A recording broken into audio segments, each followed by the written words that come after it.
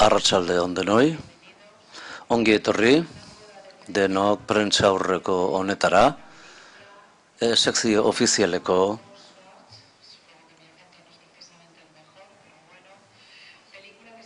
Colors in the Dark, koloreak ilunpean, proiektatu berria da sekzio ofizialean, nazioarteko Donostiako 58. aldi honetan, eta parte hartzen ari da ere Bakutxa zuzendari berrien sarian ere. Zuzendaria dugu gurekin, Sophie Hellman, bi aktore protagonistak, Bruno Ganz eta Senta Peagea, eta Karina Bisa aktoresa, eta eserita dugu ere, Titus Krayenberg ekoizlea. Eta jakina prest daude eta oso pozik zuen galderei erantzuteko. Nahi duzunean, hasiko gara galderekin.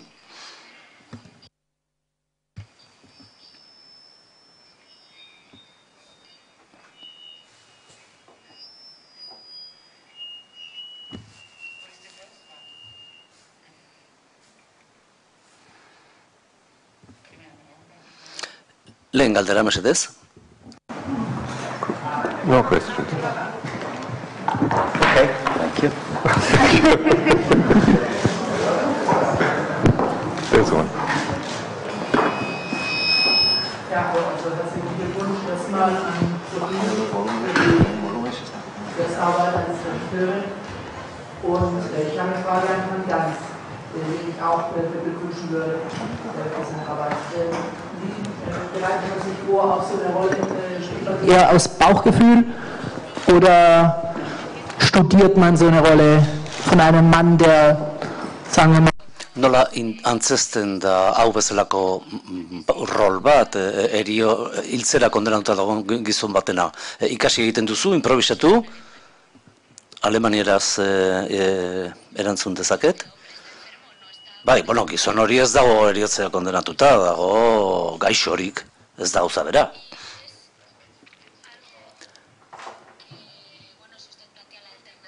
Eta, bueno, horrelako alternatiba baten aurrean egonda, zaila da erantzutea. Ez dut uste horretarako ikasi behar denik. Ni ez naiz oso ibili kliniketan eta hiltzorian zeuden gizonekin hitz egin.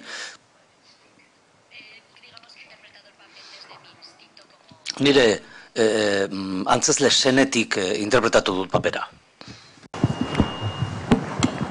Siguiente pregunta, por favor. Hurrengo galdera, mesedez?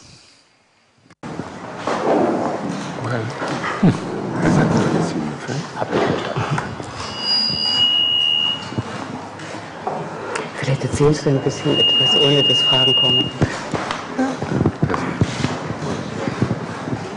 Yo quería preguntarle a la directora y a los...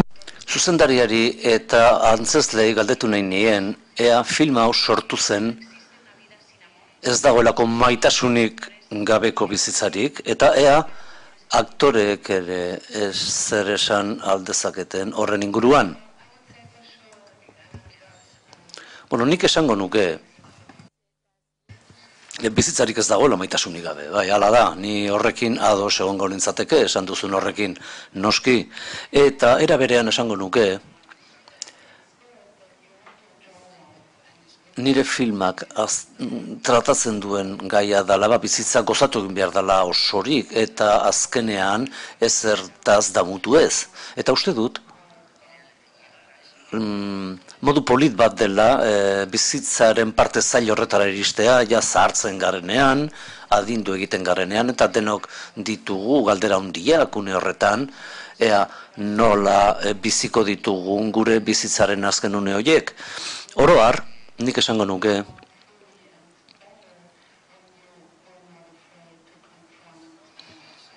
beldurrik ez duzunean, bizitzaren zailtasunei aurre egiteko, modu osoago batean bizitzen duzu bizitza.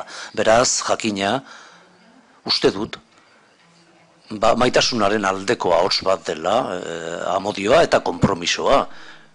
Nik esango nuke ez dela beldur izan behar bizitzeko. Nik uste dut hori egiten baduzu, azkenean, zeren gaur egun gertatzen dena, Eta uste dut hau puntu zentrala dela gure gizartearekin zerikusia duen galdera batena. Alegia, medikuntzaren aurrekuntzak direla eta askoz geroago zahartzen gara, eta denok aurre egin behar izaten diegu zenbait galderari, eta ezin dugu hori ukatu, hori horrela da. Eta hemen egin duguna da aukera bat egitea, mundu guztiak izan beharko luke aukera hori, eta nire filmean ikusten da gai horri nola egiten zaion aurre, gaia oso zabala da. Eta esango nuke eskuarki,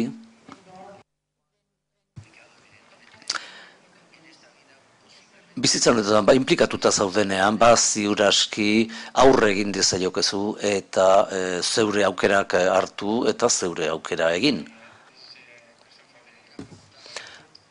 Galdera hau zuzendariarentzat da.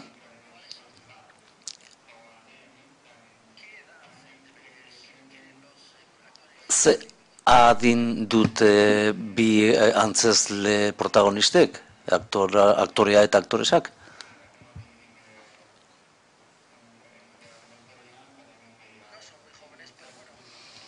Ez dira oso gazteak, baina sasoian daude bizitzen jarraitzeko edo.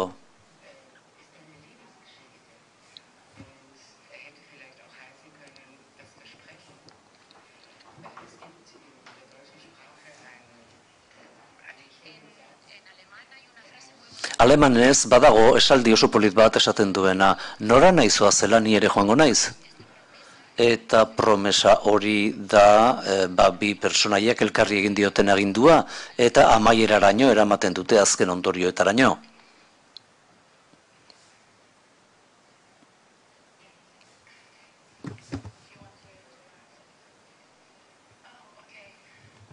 Zuk ere erantzutea nahi du. Bai.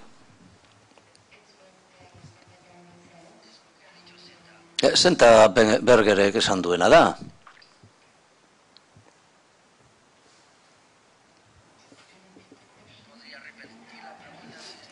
Galdera errepikatzen ezake, mesedez?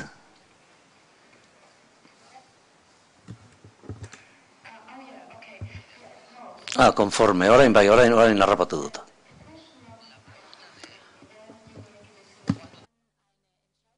Galdera hori noiz hartzen duzun erabaki bat?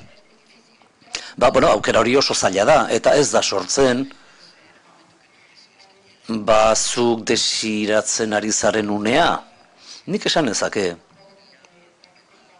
argudia nezake modu provokatzaile batean, esan, botella bat ardo dela esanez, edaten duzu eta gustu egiten da, erabaki bat hartu behar duzu eta hartzen duzunean, nik esango nuke, ekintza hori oso ausarta dela, haiek ezin zuten aukerarik nire historioan. Ez dakizu zenbat denbora biziko zaren, edo ez? Gerta daiteke 70 hamarkadan, edo 80 piko duzunean ez duzu inoiz jakiten. Hurrengo galdera mesedez. Kaixo. Lehenengo eta behin zorionak, ni oso pozik nago emakume batek film hau bezain gauza ona egiten duenean, zure lehen luzemetraia alda, zorionak. Eta zorionak oro bat, antzezlei, lan bikaina egin dute benetan, beraz, zorionak. Galdetu nahi nuen, beti izaten dut jakin min hori zuzendariekin, metodo berezirik alduzue antzazlekin ari zarenean, izan zen ezake hortaz, zeren iruditzen zait, benetan harrigarria izan dela film honetan. Nik esango nuke film lan gehiena izan dela gidoia idaztea. Nik idatzi nahi nuen gidoi bat, emozioak murriztuko ez lituzkeena. Eta hortarako sartu egin behar duzu historio batean, jauzi egiten duzu sarerik gabe, eta bete-betean sartzen zara horretan. Eta saiatu nahi hori egiten gidoiarekin, ahalik eta zabalena izan zedin, eta inspirazioa izateko, gero materiala hartu eta hori lantzeko gidoitik abiatuta, zeren eta jakina nik ez dut adin hori. Eta belaunaldi hori oso interesgarria iruditzen zait, zeren gauza asko eskine bai dizkit, niretzat eredugarria izan da. Zuzendari lanari dagokionez, oso ausartak izan dira, eta hori lortu nahi nuke nik neronek ere, halako batean. Nik espero nuen, unea inspiraziokoa izatea gidoiarekin, gero hori lantzeko eta pantailan gauzatzeko. Hau da, sartzea nirea ez den zerbait, ez belaunaldi utxune bat dagoelako, nik ezin dut antzezle zitzegi, baina niretzat oso polita izan da, zeren gidoia idatzi genuenean eta hortaz mintzatu ginenean, haiek oso ongi ulertu zuten norantz jo nahi nuen, eta jakina haiek ere nahi zuten bide horri jarraitu nirekin batera. Beraz,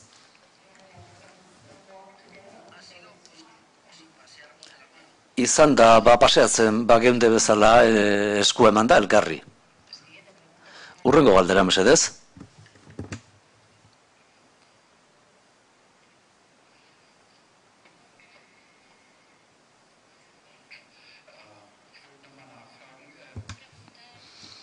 Galdetu nahi nuen honako hau. Naiz eta egia esan hasi zaren nire galderari erantzuten. Zu urrun xamar zaude gaitik, adinagatik, eta horregatik jakin nahi nuke zergatik interesatu zitzaizun gai hori filmatzea.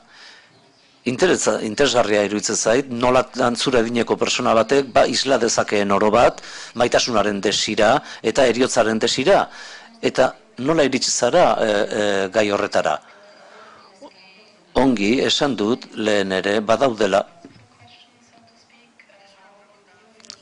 Galdera filosofikoa da, nola egiten diozun aurre bizitzari, eta paralelismo bat izan da, argi dago nire lehen film luzea dela, eta ikasten ari nintzenean, zuzendari izateko, film asko zeuden nerabezaroaren inguruan, zeren hor aurregin behar diozu bizitzari eta erabaki batzuk hartu, baina zahartzaroaren berdin da, erabaki batzuk hartu behar dituzu eta zure burua orientatu behar duzu. Beraz, bazegoen paralelismo bat, niri asko gustatzen zitzaidan belaunaldi hori nire gurasoen belaunaldia delako, eta zer eman diguten, eta horretaz bizi gara, haiek emandakoaren ondoren, beraz, belaunaldi oso ausarta dela diot berriro. Eta saiatu dira zenbait gauza aldatzen, eta bai oso interesgarria iruditu zitzaidan ikustea, belaunaldi horrek zer egingo zuen zahartzean, eta islatzen du oro bat, behar bada nik zahartzean egingo dudana. Eta horrela sortu zen filmaren gai osoa. Nik uste nuen, nagusia izatea ez dela hainbeste gaia gaixotzea bezala edo heriotza bezala. Orduan, referentzia horiek ere eragina dute, film italiarrean, film horietan asko dago atzera begiratzetik eta ikusteko arrakastatsu izan den gure bizitza edo ez, espero genuen bezala, eta funtsezkoa da galdera hori zahartu ala atzera begiratzea eta berriro aztertzea bizitza. Baina zure filmean desira gehiago dago, eta bizitzeko gogo gehiago dago, eta zain beste hori. Bueno, behar bada nire ikuspegia apur bat bestelakoa da, niretzat personalki, film honek maila geruza desberdinak ditu, eta horregatik oso estimatzen diet aktore asko lagundu didatelako, azertu dugu bikote bizitza, baina ikusten dugu oro bat, halako hausnarketa bat, geure gizartearen inguruan, eta nola dagoen egituratuta, eta hor badago halako kritika bat. Berak esandakoaz gain, nik zerbait gaineratu nahi nuke, galdera horrek dakar halako gogo eta filosofiko bat, zuk bizitzatik espero duzuenaz eta filosofiatik espero duzuenaz, baina nik uste film honetako personaiak ez daudela hain kezkatuta izan duten bizitzaren inguruan eta ura berraztertzeko ea pozik dauden edo ezarekin. Nik uste film honetan eremu asko daude zabalik ikusten direnak ikuslearen interpretaziorako. Argi ikusten den gauza bakarra da, bikote horrek oso lotura estua dutela beren artean. Eta muturreraino eraman nahi dute eta elkarrekin bukatu. Eta bereiek egin ditzaketen galderak, beren buruarekin, ez dira agertzen filmaren amaiera arte. Zuritzen badago erakunde bat, zeinean nahi duten pertsonak bertara da joaten dira, hiltzera. Halako heriotzaren turismoa dago, alemaniar asko, etortzen dira gure herrialdera, eta hori parte batean da, eutanasia ere, bada heriotzaren beste tratamendu bat posiblea da legalki. Orduan kristautzan hori ez da posible, jainkoak eman eta kendu egiten dizu bizitza, eta beraz norbaitek erabaki hori hartzen duenean, bere buruaz beste egitekoa, ez da onartzen kristautzaren barruan. Horregatik uste dut, filmean pertsonaiak egiten dituzten galderek zer ikusia dutela ere erabaki horrekin. Gizon batek erabaki oso argi bat hartzen du ez zahartzeko edo gaizki ez bukatzea, eta orduan nahi du bukatu modu duin batean, eta nire ustez eskubide osoa du hori egiteko. Eta hori errasagoa da taldean egiten baldin bada, hala esango nukenik.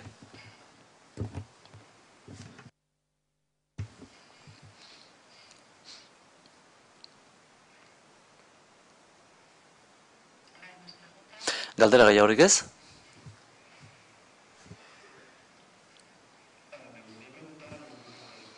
Galdetu nuen nieke bi protagonistei.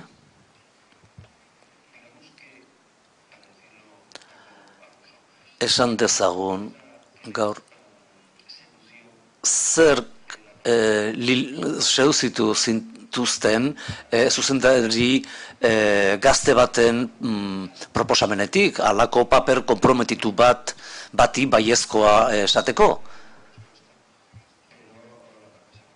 Bigarren partea ez baita nahiko erantzunda geratu nire ustez. Lehenbizikoa bai, baina bigarrengoa ez.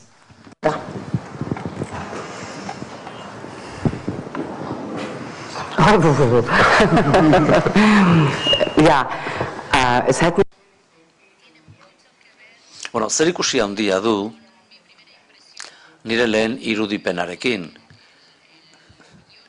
Nik gidoia ikusi nuen oso ona iruditu zitzaidan, Sofik gidoia bidali zidan, eta iruditu zitzaidan musika pieza bat bezala, nik interpretan ezakena, eta horre konbentzitu ninduen, jakina pertsonaia ere interesatzen zitzaidan, eta baita gidoi horren atzean egon zitekeen persona. Gidoia ia paisaia zinematografiko bat zen.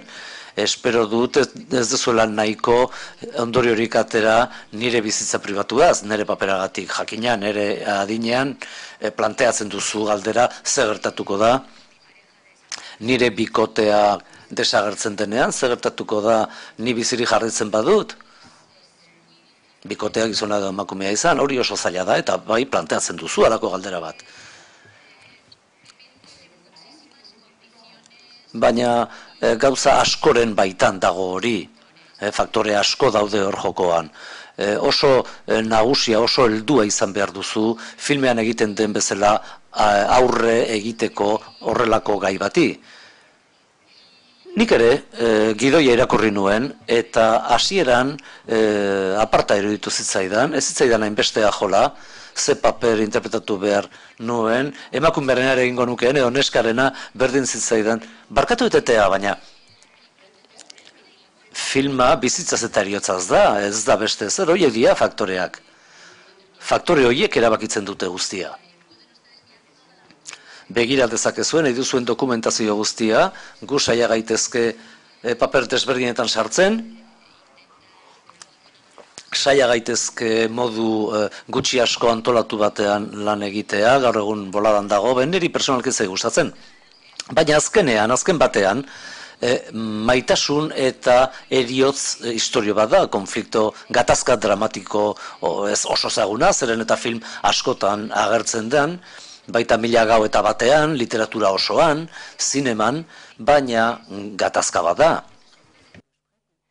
Eta gure bizitzan gertatzen da, sarri gertatzen da, hitz egin dezakegu horretaz, baina zuri gertatzen zaizunean oso zaila da hitz egitea, eta Sofiak egindako moduan, erraz iruditu zitzaidan.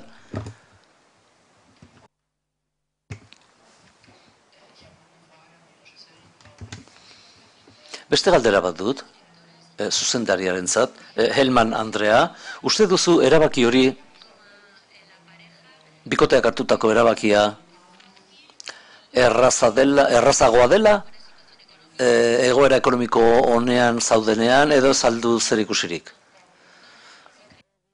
Ez dut uste zer ikusirik duenik. Ez dut zer ikusirik ongizate ekonomikorekin. Askoz gehiago zer ikusia halako interes batekin, erabakitzeko, nik nahi nuen bikote horrek kultur maila garaikoa izatea, oso informatua izatea, oso irakurria, ze horrek bai erabakigarria izan daiteke, halako erabaki bat hartzeko orduan, baina gainontzekoa ez da garrantzitsua.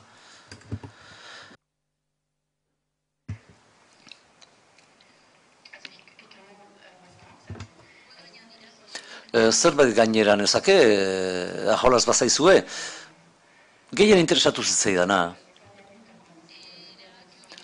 izan zen maila desberdinak izatea. Horretarako bazegoen arrazoirik, nire belaunaldia da Bigarren Gerra Munduaren ostekoa, eta oso sorte handia izan dugu gure ingurunean, bizi izan garelako oso ingurune erosoan, eta askotan gauza planteatzen ez dituena, eta horregatik garrantzitsua iruditzen zitzaidan izatea oro bat, halako begirada bat atzerantz, eta beste gauza batzuk bizi izan dituen beste belaunaldi baterantz.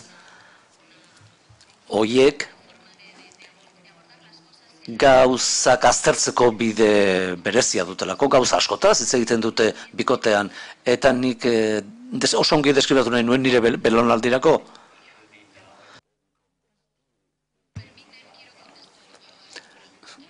Nik ere erantzun nahi nioke galdera honi.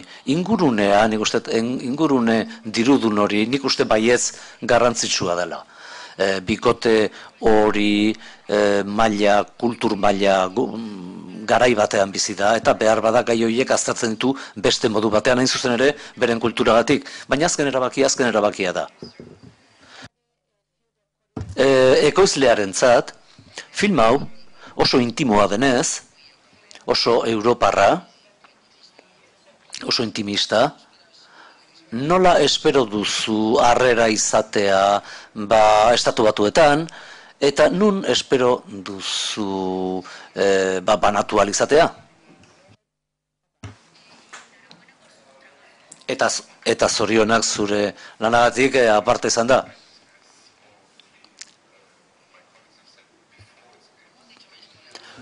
Nire lankidek esan duten bezala, filma saiatzen da erantzun bat aurkitzen galdera oso unibertsal bati, eta jakina. Azkenean, galdera unibertsal bat egiten dugu, nola nahi duzu hil, nola nahi duzu maite, nola nahi duzu bizi zure bizitza, eta jakina, galdera horri erantzungo zaio modu desberdinetan, munduko leku desberdinetan, tradizio desberdinak ditugulako, baina funtsa, muina, da nola bizi nahi dut nire bizitza, nola nahi dut maite, eta zen nolako begirunea dut nire emazteren ganako, edo nire senarraren ganako.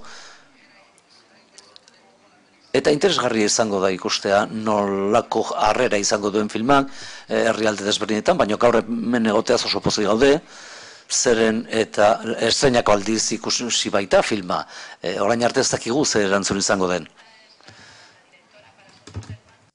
Nire galdera zuzendariarentzat da, Sophie Hellmanentzat, jakin nahi nuen, opera prima bat denez, eta hor saietsezina da alde komunak izatea beste zuzendari batzuekin.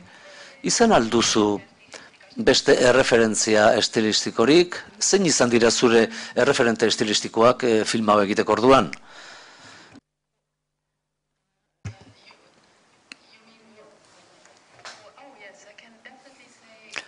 Bai, esan dezaket.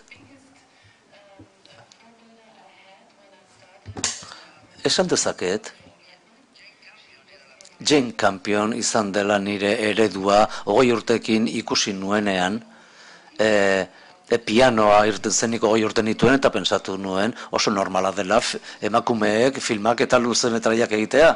Nik oso argi neukan, beraz, hori izan zen nire lehen eragina. Eta haren irudi bat neukan, zinematografia ikasten hasi nintzelako, ahos propioa zuelako eta oso femininoa zelako filmarekin, eta gainea ausartu egin zen, irudi oso politak egitera, eta esan dezaket eragin handia izan dela. Eta beste emakume bat eragin handia izan duena, Agnes Varda izan da, nirezat harrigarria da, nola jarraitzen duen oraindik filmak egiten, 86 urte ditu, kamera txiki bat du, eta haren filmak bikainak dira, eta ez du inoren premia banatu egiten ditu. Beraz, bi eredu daude. Zer gertatu ere, aurkituko du modu bat nire filmak egiteko. Eta orduan alako segurtasun bat eman zidaten, benetan murgiltzeko eta neure ahotsa bilatzeko, nolabait esatearren. Nik plataforma bat ezarri nahi nuen hori egitean, antzezleentzat, alegia,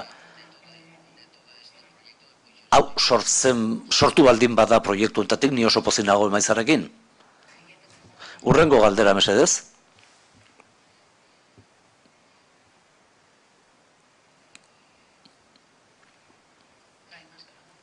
Galdera gehiagorik ez? Osongi, eskerrik asko denoi. Os recuerdo que... Gogoraziko dizuet, 6:30 hasiko dela azkeneko prentsaurrekoa, Buried filmari dagokiona, eskerrik asko denei.